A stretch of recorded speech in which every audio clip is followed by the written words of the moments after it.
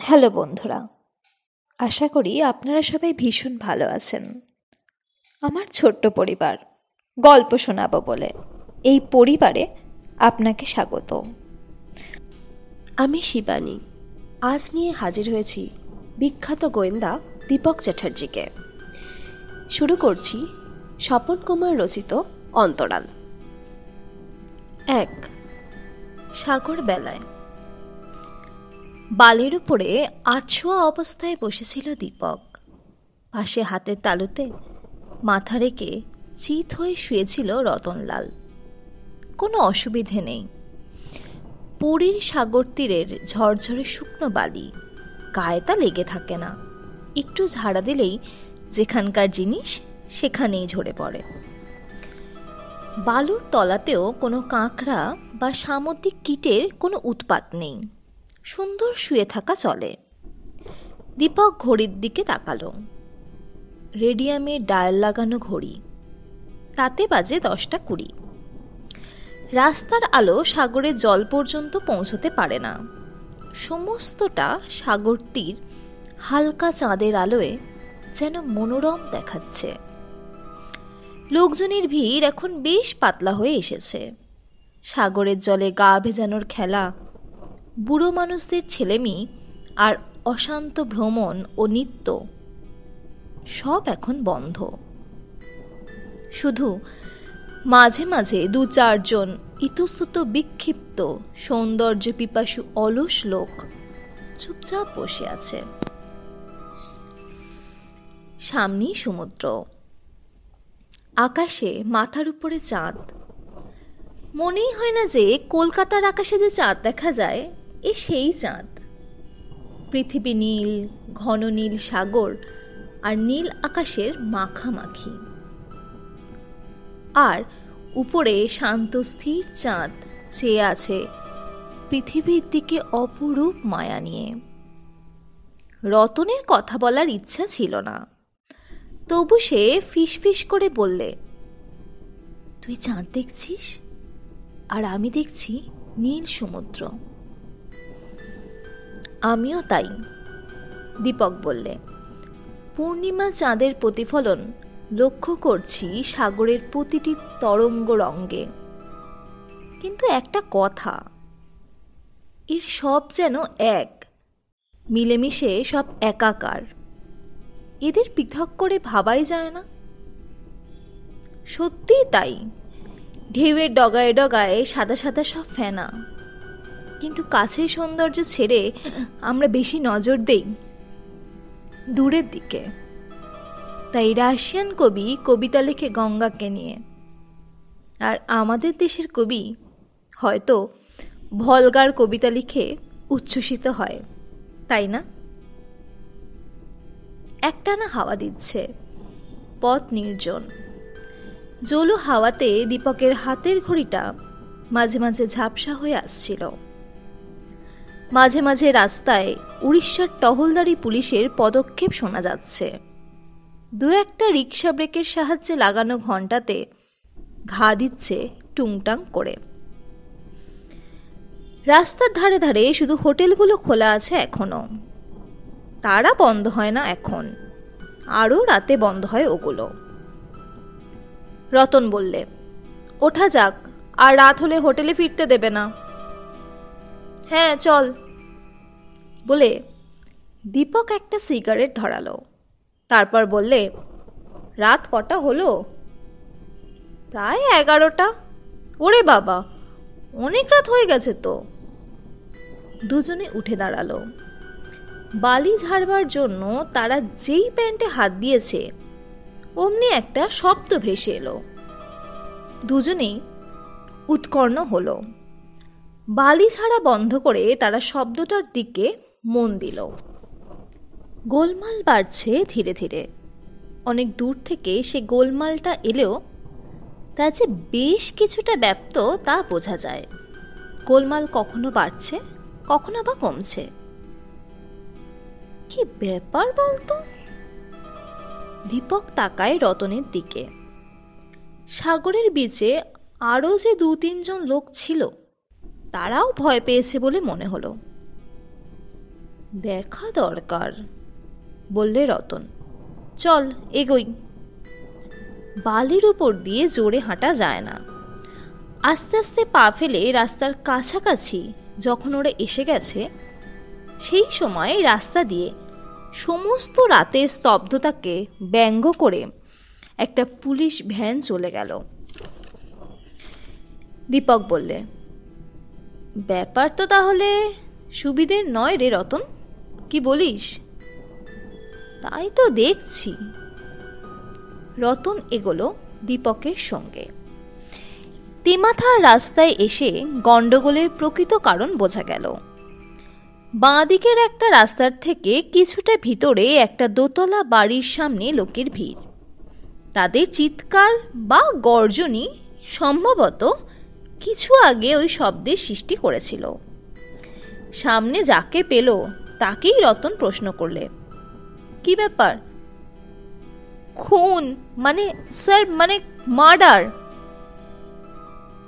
খুন? দীপকের ভুরু কুঁচকে উঠল। রতনের দিকে ফিরে তারপর বলল, এমন সুন্দর পূর্ণিমা রাতে সমুদ্রের তীরে খুন? বিশ্বাস করতে যেন ইচ্ছা হয় না। আশ্চর্য। রতন বললে, ঠিক আছে, হোটেলে ফিরে চিন্তা করা যাবে, চল যাই। হোটেলে ফিরে যাব? তার মানে দেখব না একটু? দেখতেই হবে, তার কি মানে আছে? আমরা এসেছি পুরীতে বেড়াতে, খুনি ধরতে নয়। কিন্তু কিন্তুর কিছু নেই।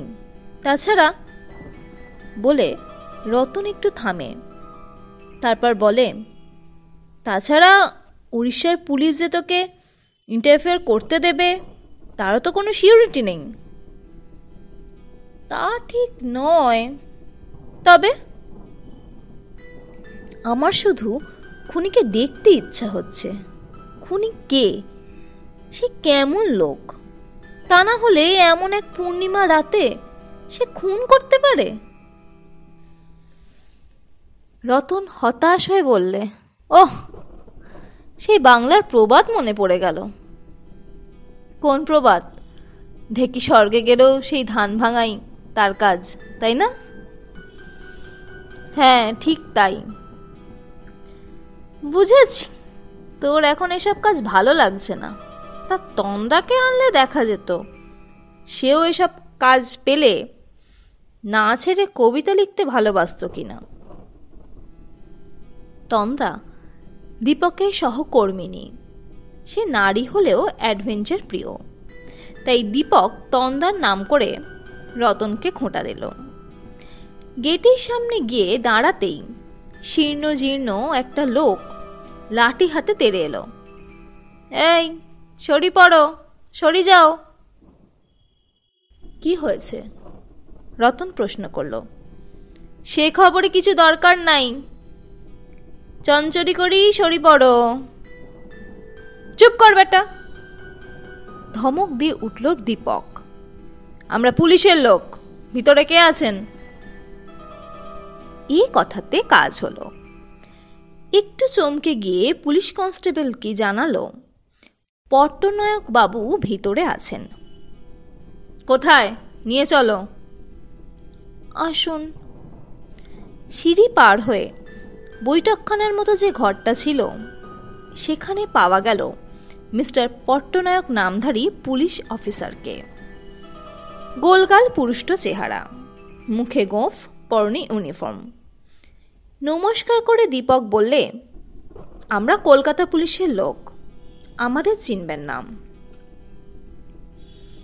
কলকাতা পুলিশ? মিস্টার পট্টনায়ক ভালো বাংলা জানেন। হ্যাঁ। আইডেন্টিটি কার্ড আছে? আছে, হোটেলে। তার আগে পরিচয়টা হওয়া ভালো। আমার নাম দীপক চ্যাটার্জি, আমি ডিটেকটিভ, আর ও হলো আমার সহকারী রতনলাল। ও, আপনাদের নাম শুনেছি, বিখ্যাত প্রাইভেট ডিটেকটিভ। আমার নাম জয়হরি পট্টনায়ক।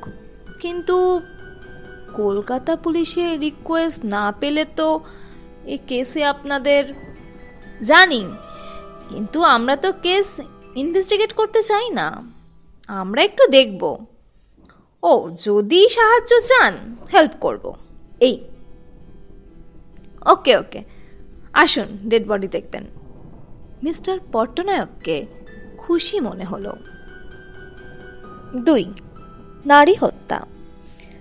বাইরের ঘর থেকে পাশে ইংরেজি এল অক্ষরের মতো যে ঘরটা রাস্তার সঙ্গে সমান্তরালভাবে এসেছে, সে ঘরে ঢুকেই দীপক পরিচিত দৃশ্য ও বিশৃঙ্খলা দেখতে পেল। শোবার ঘর, বেশ বড় ঘরটা, প্রায় 20 ফুট মতো হবে। ঘরের রাস্তার দিকে জানলা ঘেঁষে খাট, প্রায় সিকিটা ঘর জুড়ে আছে। খাটের নিচে 2-1টা সুটকেস আছে মনে হলো। খাটের অন্যদিকে চেয়ার ও আলনা, বাকি অর্ধেক ঘর একেবারে ফাঁকা। খাটের উপরে মৃতদেহ সাদা চাদর দিয়ে ঢাকা ছিল। পট্টনায়ক বললেন, ঠিক যেভাবে দেখেছি সেইভাবেই আছে। ঘরে কটা জুতোর ছাপ ছিল, তারও ছাপ নিয়েছি। সমস্ত বিছনা বিধ্বস্ত। ঢাকা খুলে চমকে উঠল দীপক যখন দেখল তেমনি বিধ্বস্ত মেয়েটির সারা দেহ। মেয়ে না বলে মহিলা বলা উচিত, কিন্তু এত কচি তার মুখ যে মেয়ে ছাড়া অন্য কথা মনে আসে না। চোখগুলো যেন ঠেলে বেরিয়ে আসছে। গলায় নীল আঙুলের দাগ, শ্বাসরোধ করে তাকে মারা হয়েছে। পরনে ছিল শাড়ি, কিন্তু এখন তা পায়ের কাছে সমুদ্রের মতো ফেঁপে ফুলে থমকে গেছে। সারা দেহের চেহারাটা যেন সুস্পষ্ট করে জানিয়ে দিচ্ছে হত্যার উদ্দেশ্য। পোস্টমর্টম করার বিশেষ প্রয়োজন নেই। অবিনস্ত চুলগুলো শেষ সংগ্রামের সাক্ষ্য দিচ্ছে। টাকা পয়সা চুরি যায়নি বোধহয়, তাই না? দীপক প্রশ্ন করল। তারপর মেয়েটির ঠান্ডা বরফের মতো হাতের মুঠো খোলবার চেষ্টা করল। না, ঠিক ধরেছেন, হাতে কিছু নেই, দেখেছি। দীপক ফিরে এসে বললে, গলা থেকে ফিঙ্গারপ্রিন্ট তোলার কাজ কখন শেষ হবে মনে হয়? হবে পরশু নাগাদ, এক্সপার্ট ভালো বলতে পারবেন। আচ্ছা, আসুন ব্যাপারটা শোনা যাক ভালো করে। দীপক বললে, আয় রতন। বৈঠকখানা ঘরের দিকে এগোতে এগোতে ঘড়িটা দীপকের চোখের সামনে তুলে ধরল রতন।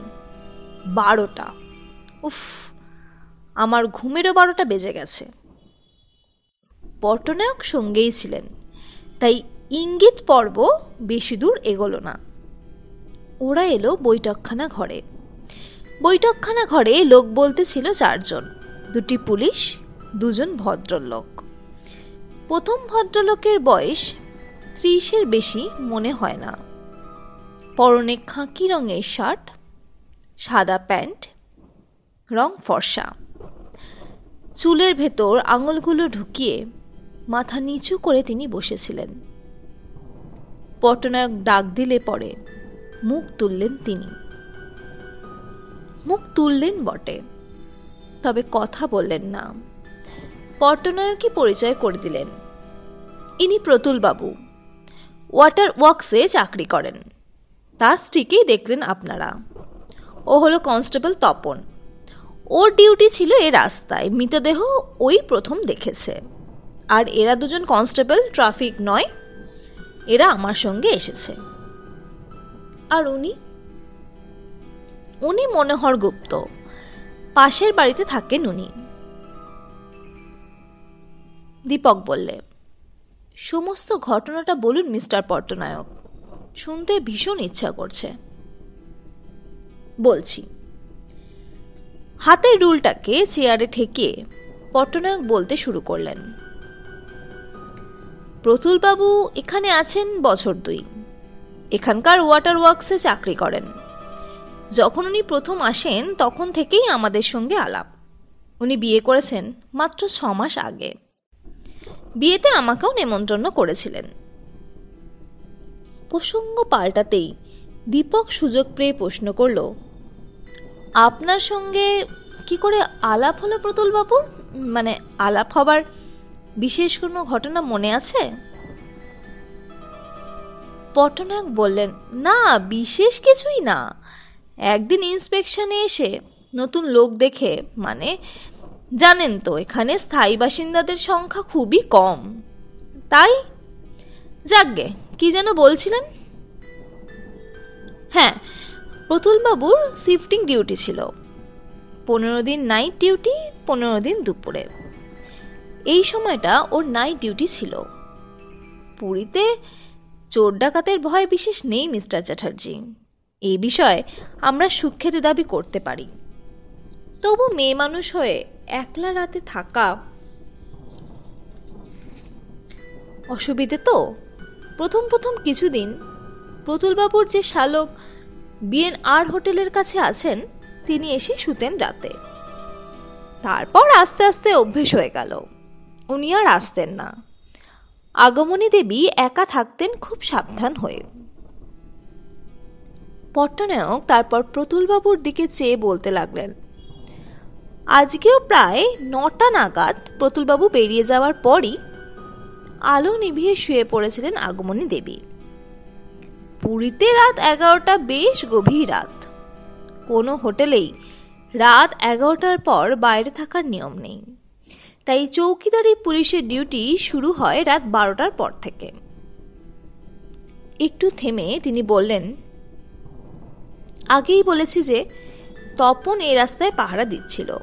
বাইরের দরজা খোলা দেখেই সন্দেহ হয় ও ভিতরে ঢুকে পড়ে এবং এই কাণ্ড দেখে চিৎকার করে ওঠে। প্রায় সঙ্গে সঙ্গেই মনোহরবাবু ছুটে আসেন।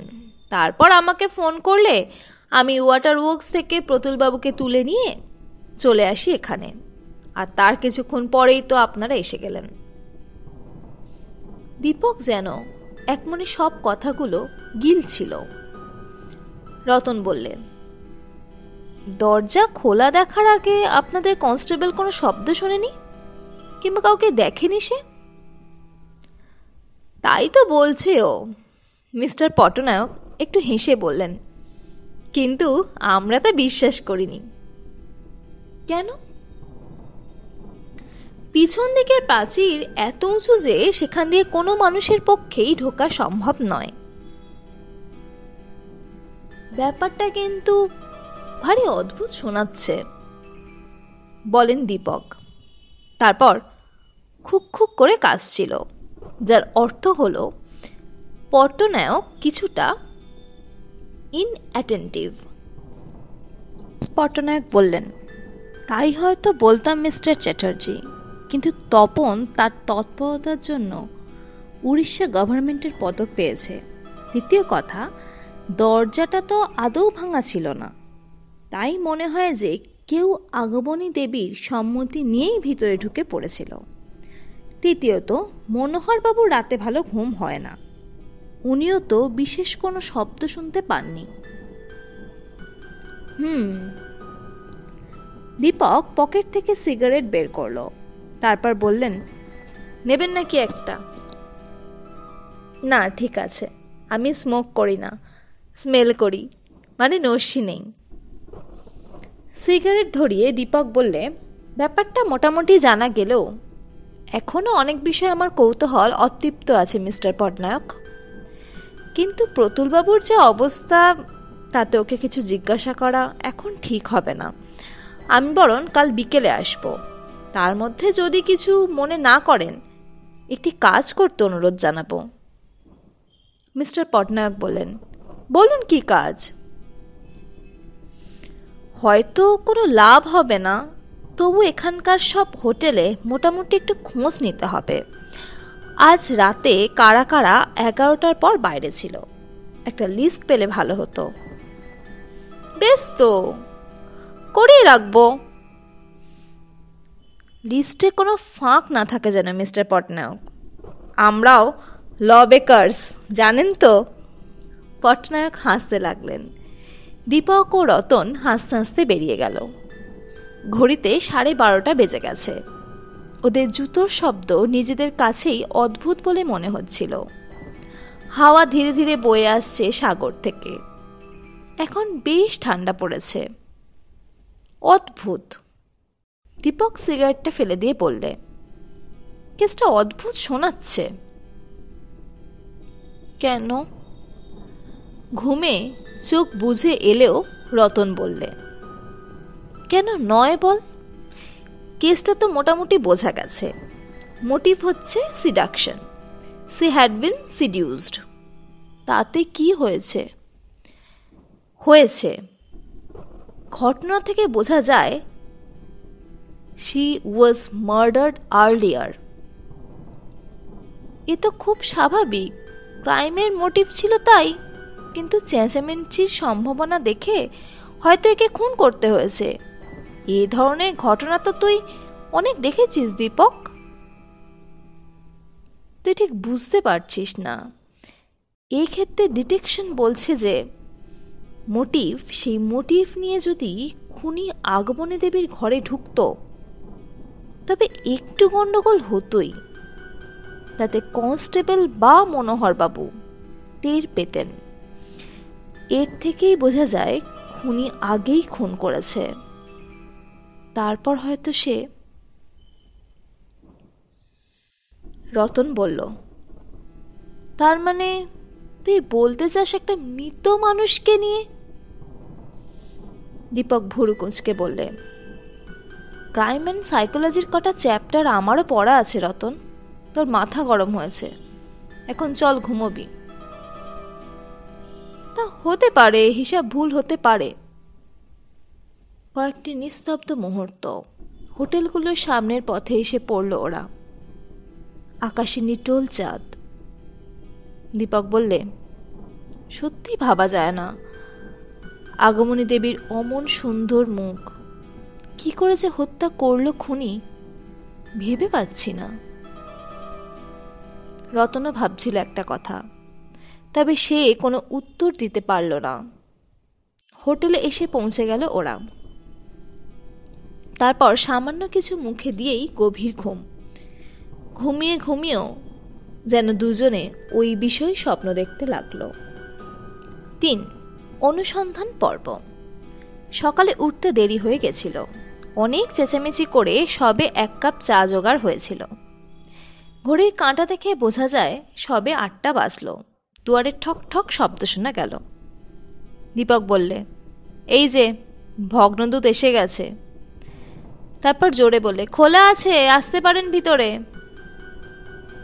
এক ধাক্কায় দরজা খুলে গেল। পাশে ছিল কুঁজো। ধাক্কায় তা ছিটকে গেল এক পাশে। ভাগ্যিস হোটেলের বেয়ারাদের কল্যাণে তাতে জল ছিল না, তাই রক্ষা। তা না হলে সারাটা ঘর জলময় হয়ে উঠত। আসুন মিস্টার পটনায়ক। দীপক বললে, রতন একটু সরে যা। ঘুম হয়েছে রাতে? মিস্টার পটনায়ক ঠিক প্রশ্ন করার মতো করে বললেন। রতন বললে, তা তো হয়েছে। আপনার চা খাওয়া হয়েছে? হয়েছে 2 কাপ। তাই কোনো রকম লজ্জা সংকোচের কারণ নেই আপনাদের। কিন্তু আমাদের খুঁজে পেলেন কি করে? রতন ভুরু কুঁচকে বললে, আমরা তো হোটেলের নামধাম বলে আসিনি। তা আসেননি। মিস্টার পটনায়কের মুখে বিজয়ীর হাসি। আপনারা তো ল বেকার্স, আগেই তা বলেছিলেন। খুঁজতেই বেরিয়ে গেল সব কিছু। দীপক চায়ের কাপ থেকে মুখ তুলে বললে, আপনার তদন্ত তাহলে এর মধ্যেই শেষ? বেশ করিতকর্মা লোক দেখছি আপনি। যেরকম নীরবতা সম্মতির লক্ষণ, কিছুক্ষণ সেই রকম নীরবতা পালন করে ব্যাগের চেনে হাত দিয়ে বললেন, দেখবেন নাকি লিস্টটা? নিশ্চয়ই, দিন না। দীপক হাত বাড়ালো। লিস্টটা নেহাত ছোট নয়। মিস্টার পটনায়ক যেরকম বাংলা বলতে ওস্তাদ, লিখতেও তেমন পাকা নন, তাই গোটা লিস্টটা ইংরেজিতে লেখা। প্রথমে হোটেলের নাম, তারপর সব লোকের নাম। উল্টে দেখলো বুদ্ধি করে ঠিকানাও টুকে এনেছেন সব। মোট নামের সংখ্যা ছিল 12। National hotel Hare Krishna Sheth, green hotel Abani Haldar, সিফিস হোটেল অসীম বসু ও রেখা বসু স্বামী স্ত্রী, দীপক চ্যাটার্জি ও Ratanlal. Victoria hotel Samuel Jones, Jagannath hotel doctor Bimal Gupta, নতুন হিন্দু হোটেল অচিন্ত ঘোষ ও বিচিত্র পাল, আইডিয়াল লজ বীণা সেনগুপ্ত ও হরিধন দাশগুপ্ত শালী ও জামাইবাবু। অন্যান্য হোটেল থেকে কেউ রাত 11টার পরে ফিরেছে বলে জানা যায়নি। দীপক খালি চায়ের কাপটা নামিয়ে রেখে বললে, ভেরি গুড, সুন্দর কাজ করেছেন মিস্টার পটনায়ক। তাই নাকি? নিশ্চয়, একথা স্বীকার করতেই হবে। এবার একটি কাজ করুন, প্রত্যেকের কাছে প্লেট নিয়ে গিয়ে একটি করে ফিঙ্গারপ্রিন্ট জোগাড় করুন, তাহলেই অধিকার কাজ শেষ। বেশ, তা করব। মিস্টার পটনায়ক কাগজটা পকেটে রেখে বললেন, কিন্তু আমার মনে হয় ওসবে কোনো লাভ হবে না। দীপক বললে, আমারও তাই মনে হয়, কারণ ঘরের দরজা যখন অটুট তখন বাইরের লোক দ্বারা এ কাজ হয়নি, পরিচিত লোকেরই কাজ নিশ্চয়ই এটা। তাই আমাদের দৃষ্টি পরিচিতির উপরেই বেশি থাকবে, কিন্তু বাকি সম্ভাবনাগুলো আমি চিন্তা করছি। বেশ বেশ, সে তো ভালো কথা, আটসাত বেঁধে কাজ করা খুব ভালো। ঠিক কথা। দীপক একটু বললে, তাহলে আমি আজ প্রতুলবাবুর বাড়ি যাচ্ছি। আমরা 3 জনে মিলে প্ল্যান করে যা হোক কিছু করা যাবে। ইতিমধ্যে আমরা 2 জন বাদে আপনার তালিকায় 10 জন লোকের খোঁজ নিলে ভালো হয় নাকি? একা? মানে আমি একাই সবাইকে জেরা করব নাকি? দীপক বললে, একা কেন, আমিও কজন লোকের জেরা করার ভার নিচ্ছি। যেমন ধরুন ভিক্টোরিয়া হোটেল আর আমাদের সিফিস হোটেল। বেশ, উঠি তাহলে। হ্যাঁ, কিন্তু বিকেলের মধ্যে ওগুলো সব শেষ করা চাই mister Patnaik. All right. Patnaik বের হওয়ার সঙ্গে সঙ্গেই রতন শুয়ে পড়ল দেখে দীপকও একপাশে কাত হয়ে শুয়ে পড়ল। মিনিট 10 কাটল। দীপক বললে, রতন, আচ্ছা, কি করতেই কি আমরা পুরী বেড়াতে এলাম? কিন্তু কার্যগতিকে জড়িয়ে পড়তে হলো এ ব্যাপারে। রেখে দে কার্যগতিক, চল আজই ফিরে যাই কলকাতা। সে কি, দাঁড়া, 2 দিন সমুদ্রে স্নান করি, 2-4টে দর্শনীয় বস্তু দেখি, তারপর যা হয় তাই ভালো। কিন্তু তার হচ্ছে কই দীপক? তুই তো এখন হোটেলে হোটেলে খুঁজে বেড়াবি। পাগল, একবার করে শুধু দেখা করেই চলে আসবো। চল এই হোটেলে কাজ শেষ করি। গায়ে জামা চড়িয়ে দুজনে গেল অসীমবাবুর ঘরে। বাইরে থেকেই স্বামী স্ত্রীর ঝগড়া শোনা যাচ্ছিল। ভদ্রলোক এগিয়ে এসে বললেন, কে? আপনাকে তো চিনতে পারবেন না, আমার নাম দীপক, এর নাম রতন, আমার বন্ধু। কাল রাতে আপনাদের ফিরতে রাত 11টার বেশি হয়েছিল। ম্যানেজারবাবু বললেন কি জানেন? বললেন যে দারোগাবাবু আপনাদের খোঁজ করছিলেন। দারোগা? হঠাৎ কি ভেবে? তিনি বললেন, আসুন আসুন, ভিতরে আসুন, বাইরে এসব কথা। ভিতরে ঢুকেই অসীমবাবুর অল্প বয়সী স্ত্রীকে দেখা গেল। রং ফর্সা, গড়ন মাঝারি, চেহারার মধ্যে বেশ লালিত্য আছে। তাকে লক্ষ্য করে অসীম বললে, শোনো রেখা, ওরা বলছিলেন আমাদের খোঁজে দারোগা এসেছিলেন। যাব বাবা, এমন জানলে। আচ্ছা, রেখা বললে, দারোগাবাবু কেন এলেন বলুন তো? তাও শোনেননি? এদিকে কোথায় নাকি একজন মহিলা খুন হয়েছেন। দীপক বললেন, মহিলা খুন? এবারে রেখা একটু ঘাবড়ে গিয়ে বললে, তার মানে বলছেন কেউ তাকে জোর করে? ঠিক তাই। তাই দারোগা বাবু আপনাদের খোঁজ নিচ্ছিলেন ম্যানেজার বাবুর কাছে। কি সর্বনাশ, বললে অসীম। তার মানে তিনি কি মনে করেন আমরা? দেখুন তো কি ঝামেলা, বললে দীপক, যেন সব উঠকে ব্যাপার। রেখা বললে, কিন্তু আমরা তো মাত্র রাত 11:20 অবধি বাইরে ছিলাম। দীপক বললে, সে কথা কি আর বিশ্বাস করবে? তাছাড়া আমিও তো তার পরেই ফিরেছি। যাকগে, আমি যাচ্ছি। দারোগাবাবু প্রশ্ন করলে যেন আবার সন্দেহজনক কিছু বলবেন না। অসীম চুপ। রেখা বললে, আজ তো আলাপই করা হলো না, পরে একদিন আসবেন। হ্যাঁ নিশ্চয়ই। আপনারা কদিন আছেন তো এখানে? 4-5 দিন তো বটেই। বেরিয়ে এসে দীপক বললে, দেখ 10 মিনিটে শেষ করলাম, তবে এবার যার কাছে যাব সেখানে বোধহয় আর। কেন? পথ থেকে রতন বললে, বাহ, কেন নয়? স্যামুয়েল জোন্স যে, সহজে মুখ খুলবে না হয়তো। কয়েকটা মিনিট কাটল। ভিক্টোরিয়া হোটেলে এসে গেল ওরা। দুজনে ভিতরে ঢুকলো। দীপক চিন্তা করতে লাগলো, আরও কোনো নতুন নতুন তথ্য এখান থেকে মিলবে কিনা।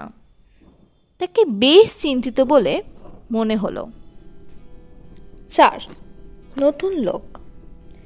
ভিক্টোরিয়া হোটেলকে বেশ জাঁকজমকপূর্ণ হোটেল বলা যায়।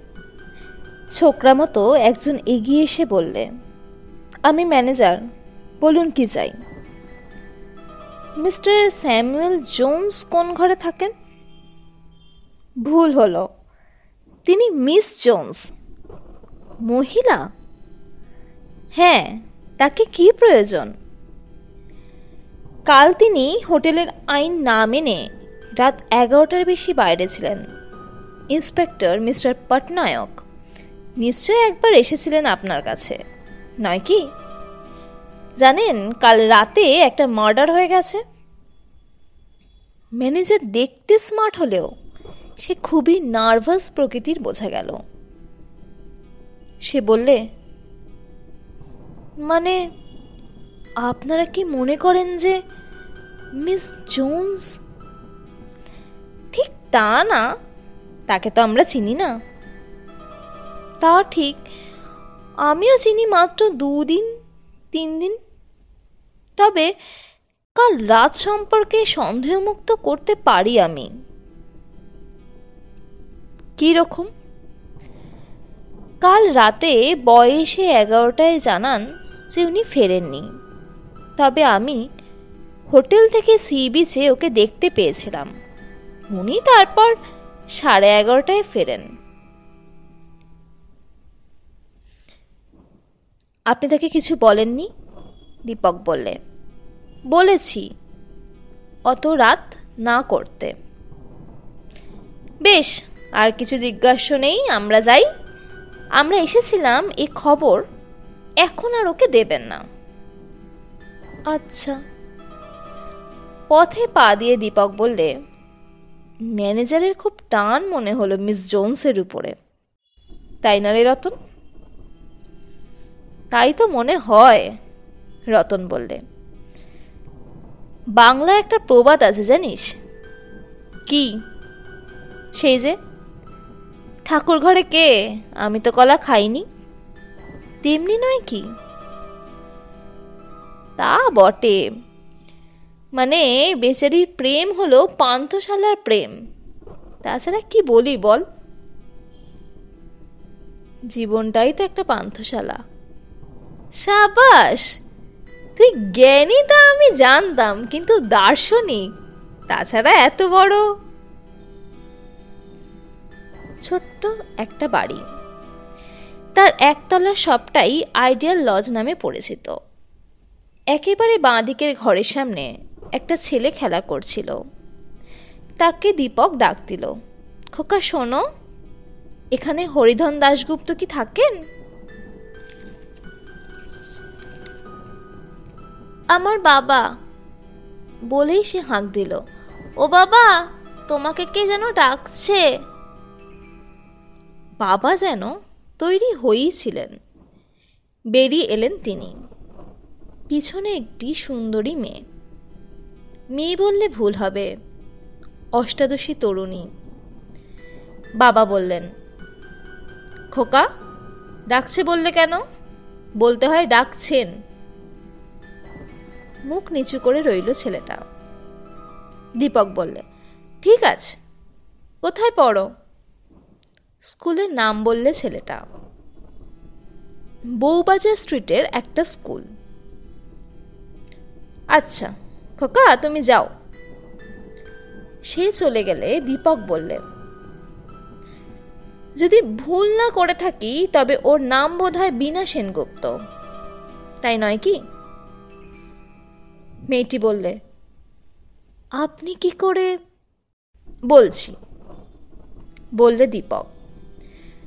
হরিধনবাবু, আপনার সঙ্গে একটু জরুরি কথা ছিল। চলুন না ভিতরে। ভিতরে গিয়ে বসে ওদের ভালো করে দেখবার সুযোগ হলো। দীপকের চোখ হরিধন বাবুর উপরে দৃঢ়ভাবে নিবিদ্ধ ছিল। কালো রং, রুক্ষ চেহারা, পরনে হাফ শার্ট আর ছাই রঙের প্যান্ট। তেমন ভালো স্বাস্থ্য নয়। রতন ভাবছিল বীণার কথা। মেয়েটিকে সত্যিই সুন্দরী বলা যায়। পরনে লাল ব্লাউজ, সাদা ছাপার শাড়ি, রুচির প্রশংসা করতে হয়।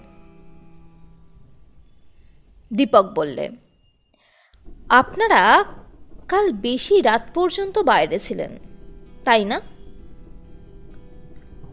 হরিধনবাবু বললেন, আশ্চর্য, আপনি জানলেন কি করে? বলছি, তার আগে দু একটা কথার জবাব দিন। কাল কত রাতে ফিরেছেন আপনারা? তা 12টা তো হবেই। 11টার পর বিচে থাকা বেআইনি, তা কি জানতেন না আপনারা? জানতাম। কাল সারাটা দিন আমরা বাসে চেপে ভুবনেশ্বর, কোনারক ইত্যাদি বেরিয়ে এলাম। আপনারা মানে?